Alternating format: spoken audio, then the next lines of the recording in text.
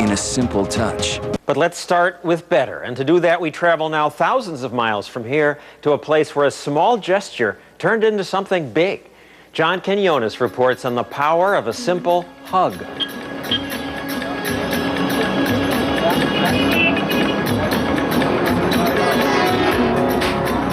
Mark Twain once said that India has 2 million gods and worships them all.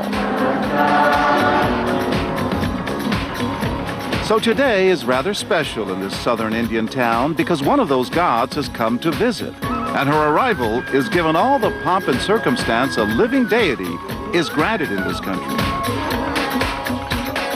I love her very much. So I am waiting for her till 11 o'clock. She is my mother of my soul.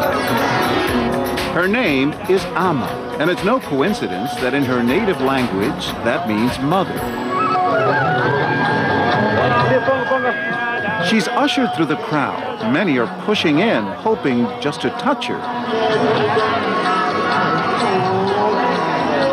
That's because Amma has gained near superstar status among her followers around the world through the simple act of hugging. That's what all these people have come here for.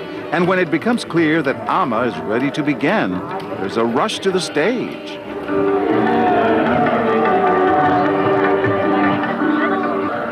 Many pilgrims become deeply emotional once they finally reach her. But Amma remains cool, doling out hugs, albeit quickly.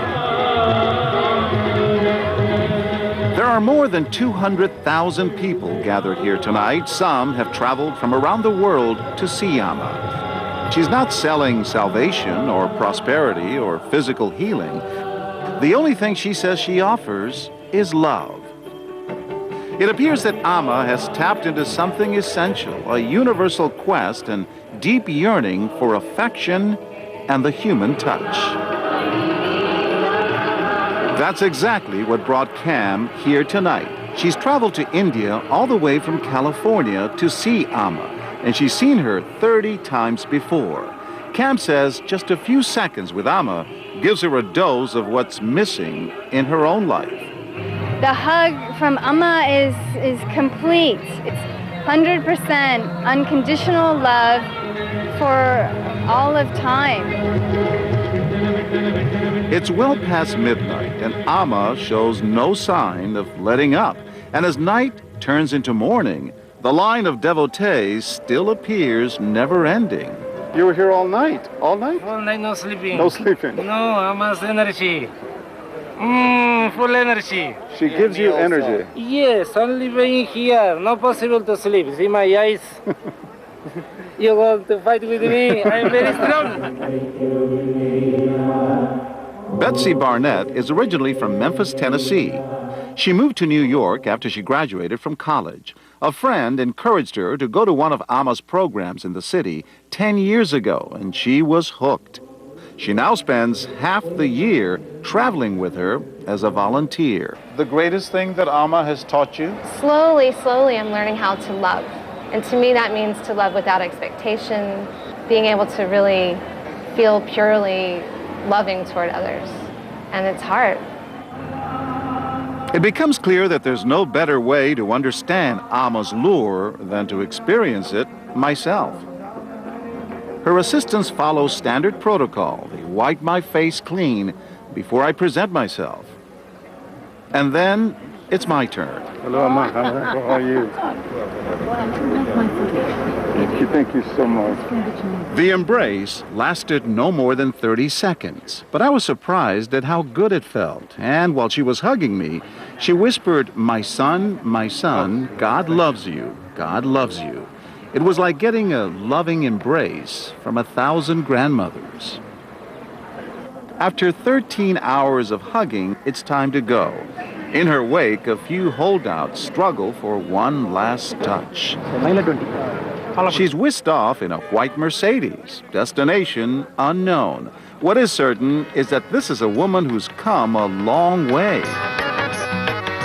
Amma is the daughter of a poor fisherman and a member of one of the lowest castes in India. As a girl, she says she spent hours in meditation and would sing devotional chants to God.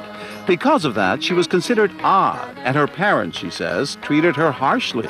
Undeterred, she began small acts of charity at only 7 years old. I used to visit villages when I was young.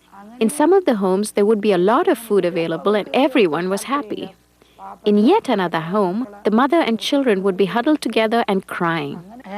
This contradiction was a big question for me. Why was there so much suffering? And I even, felt so angry. I wanted to commit suicide by jumping into fire. You wanted to commit suicide? I mean, it was so painful for me to see people suffering like that. So, I always used to try to hug these people. In those days, girls would be given away to marriage at the age of 13. So my parents were very much concerned about me, but I was more focused on a spiritual path. And they thought, if this girl keeps on embracing people, nobody will marry her. You were hugging too much. From that point on, a career of sorts was launched. And it's quite a lucrative one. Her headquarters here in southern India are grand. Her organization says the money comes from the sales of souvenirs, her personal effects, and contributions. It's hard to pin down exactly how much money there is, but one thing's for certain, she spends a lot on charity, running orphanages, hospitals, schools, and soup kitchens. She's been honored at the UN for humanitarian service, and her charitable contributions have made international news. Amma is pledging $22 million alone to help rebuild homes in India, which the tsunami has destroyed. In February, she made good on some of that tsunami pledge by handing over the keys to new homes in southern India, 1,100 of them. But hugging is still what takes up most of her time. Amma says she's now embraced more than 26 million people and travels to more than 20 countries a year. She doesn't turn anyone away, caring equally for celebrities and the seriously ill. When people come to see me, I understand how much they are suffering. And when I see their pain, when I see them crying, I wipe their tears. My main goal is to console them and to help them experience peace and love. And do you feel something in return? It's just like a mother, consoling a child. That's my feeling. And that's what I felt. It reminded me of my mother who passed away 5 years ago, but it was so similar. Is that what the world needs more of? An embrace? Love? It's as simple as that? Love is not ordinary. Love is what sustains life. Whatever we do, it's only to get love. There are two types of poverty in this world. The first one is financial. The second is poverty due to lack of love. The second is more important. How long will you continue to do this?